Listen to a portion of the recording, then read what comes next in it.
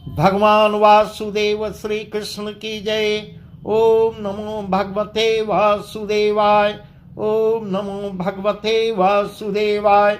श्री कृष्ण गोविंद हरे मुरारी, हे नाथ नारायण वासुदेव। श्री कृष्ण गोविंद हरे मुरारी, हे नाथ नारायण वासुदेव। राधे कृष्ण राधे कृष्ण राधे कृष्ण राधे कृष्ण। द्वारकानाथ की जय, केशव की जय, माधव की जय, राधा रानी की जय। श्री सुखदेव जी राजा परीक्षित को भागवत कथा सुना रहे हैं, वही प्रसंग हम आपको सुना रहे हैं। आज का प्रसंग है, आज सुखदेव जी कह रहे हैं, हे राजन, भगवान श्री कृष्ण कैसी कैसी बाल लीला कर रहे हैं, उसमें एक उखल में भी बांधे जाते हैं, वही प्रसंग हम आपको सुनाते हैं। एक दिन दही मथने को भोर ही नंदरानी उठती हैं, सब गोपियों को बुलाती हैं। वे आके घर झाड़ बुहार लीपा पोती करके आंगन लीपती हैं, करती हैं, अपनी अपनी मथनियाँ ले दही मथने लगती हैं। सब एक साथ बैठ जाती हैं। वहाँ नंद महरी भी एक बड़ा सा कोरा चरवाले गड़ुए पर रखकर चौकी बिछाकर नीच और नगाई और दहेड़ी, 2 दहेड़ियां 5 कर राम कृष्ण के लिए, बलराम और कृष्ण के लिए मथने बैठती हैं। उसी समय नंद के घर एक ऐसा शब्द दही मथने का हो रहा था, जैसे मेघ गरजता हो, ऐसी आवाज आ रही थी जैसे बादल गरज रहे हों। इतने में श्री कृष्ण जाग जाते हैं तो रो रो कर मैया मैया कहकर पुकारने लगते हैं। किसी ने सुना, किसी ने नहीं सुना। तब आप ही जब यशोदा मैया नहीं सुन पा रही है, स्वयं यशोदा के निकट आके आंखें डबडबा के अनमनी सिसक कर तुतली बोली में रोने लगती हैं। माँ, तुझे कई बार बुलाया, तुझे कई बार आवाज दिया, तू नहीं बोली, मुझे कलेवा देने नहीं आई। तेरा काज अब तक पूर्ण नहीं हुआ। इतना कहकर मचल पड़ते हैं और लगे चरवे से निकाल दोनों हाथ डाल माखन निकालने लगती हैं। माखन काट फेंकनी, जगह जगह फेंकती हैं माखन को, अंग अंग पर लपेटने लगती हैं, जिद कर लेती हैं और पांव पटक कर आंचल खींचने लगते हैं। इस प्रकार बाल लीला कर रहे हैं, रोने लगते हैं। तब नंदरानी घबराती हैं, घबरा के झुझला जाती हैं, बोली, बेटा यह क्या कर रहे हो? इस प्रकार, चल उठ तुझे कलेऊं देव, कृष्ण कहे अब मैं नहीं लेऊं। चल उठ तुझे कलेऊं देव, कृष्ण कहे अब मैं नहीं लेऊं। इस प्रकार माँ झुझला के कहती हैं, चलो तुमको मैं कलेवा देती हूँ। तब भगवान वासुदेव श्री कृष्ण कहते हैं, हे मैया, अब मुझको नहीं चाहिए। इस प्रकार माता से जिद करती हैं, पहले क्यों नहीं दीन हमाय, अब तू मेरी ले बलाए। इस प्रकार कहते हैं, पहले बुलाने पर तुमने क्यों नहीं दिया मैया, क्यों नहीं दिया, अब मैं नहीं खाऊंगा। इस प्रकार जिद कर लेती हैं। उसका निदान यह निकलता है कि फुसला के प्यार से मुंह चूम कर माँ गोद में उठा लेती हैं और दधी माखन रोटी खाने को देती हैं और हंस हंस के हंस हंस के खा रहे हैं। तब नंद महरी यशोदा मैया आंचल की ओट की खिला रही हैं, आंचल से ओट कर देती हैं और कन्हैया खा रहे हैं, कन्हैया को खिलाने लगती हैं, इसलिए कि किसी की ढीठ न लग जाए। इस प्रकार उनको बचाती थी। इसी बीच एक गोपी ने आकर कहा कि तुम यहाँ बैठी हो, वहाँ चूल्हे पर से दूध ऊपर बह रहा है। और यह सुनते ही झट कृष्ण को गोद से उतार देती है, अपनी गोद में बैठा के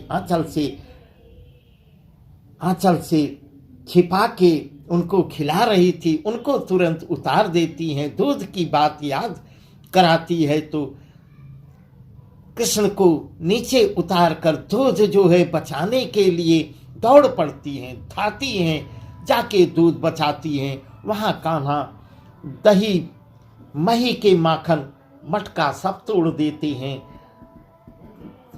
भरी कमोरी ले ग्वालों में दौड़ जाते हैं। एक उखल औधा धरा पाते हैं, उस पर जाके बैठ जाते हैं, उखल पे बैठ जाते हैं और चारों ओर सखाओं को बैठा लगे आपस में हंस हंस कर बांट के मक्खन खाने लगती हैं। इतने में यशोदा दूध जब उतार के नीचे उतार कर आती हैं, देखती हैं आंगन में और तिवारे में दही की मटकी और मक्खन सब कीच हो रही है, बह रही है। तब तो सोच समझ कर हाथ में छड़ी लेकर निकलती हैं मैया यशोदा।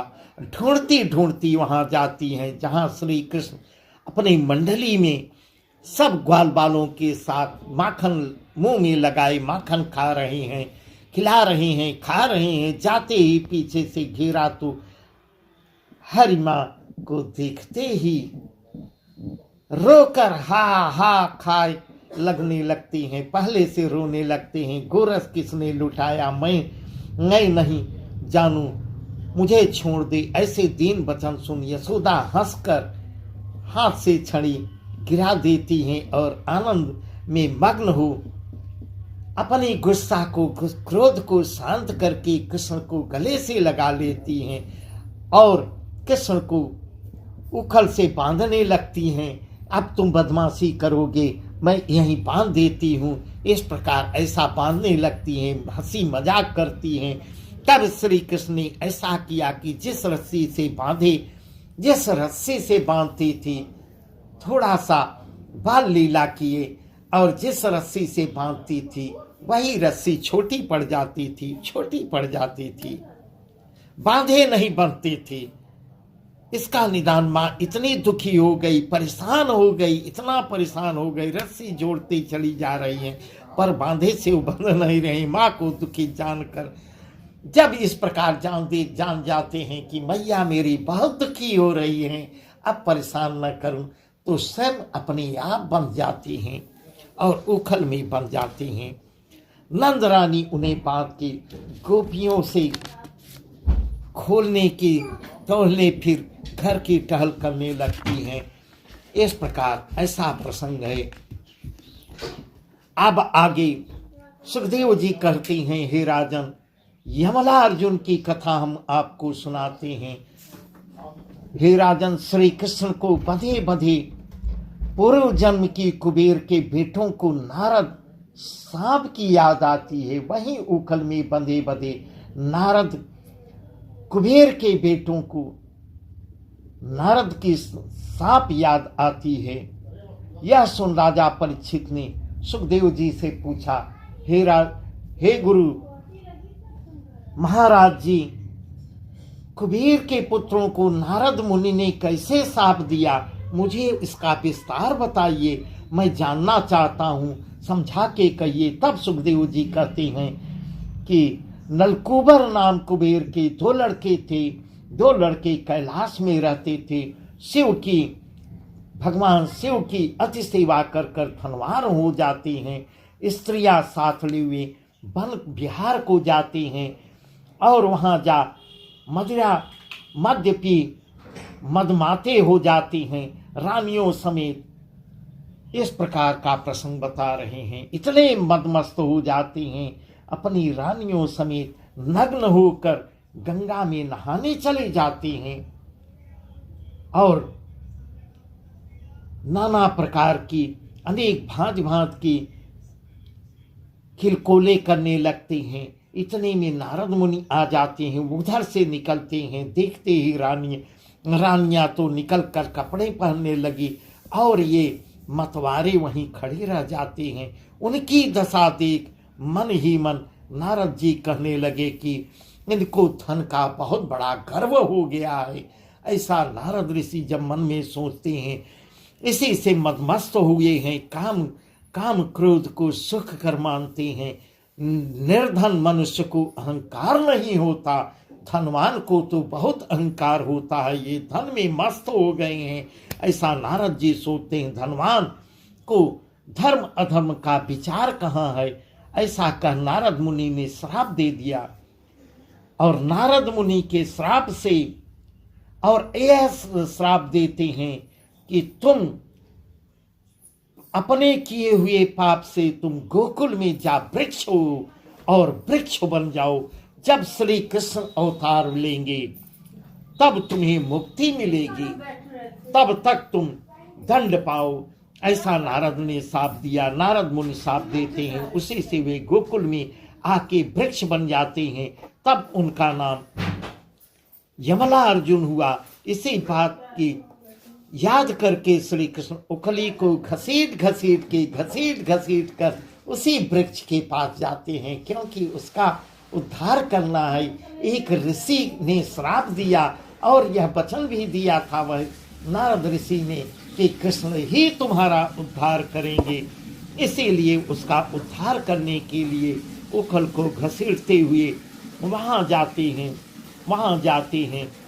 उखल को उन दोनों तरवरों के बीच यमला और अर्जुन दो वृक्ष हुए थे। दोनों तरवरों के वृक्ष को उखल को फंसा देते हैं और बल से अपने थोड़ा बल लगा देते हैं, एक झटका मारते हैं, दोनों पेड़ उखड़ कर नीचे गिर पड़ते हैं।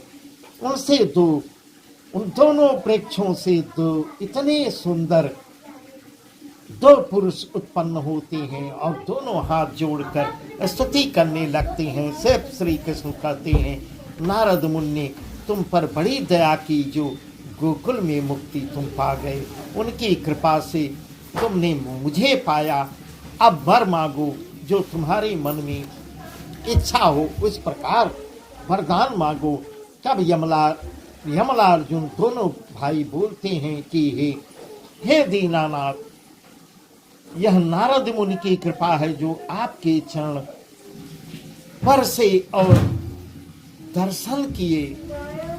अब हमें किसी वस्तु की इच्छा नहीं है, पर इतना ही दीजिए जो सदा तुम्हारी भक्ति हमारे हृदय में रहे।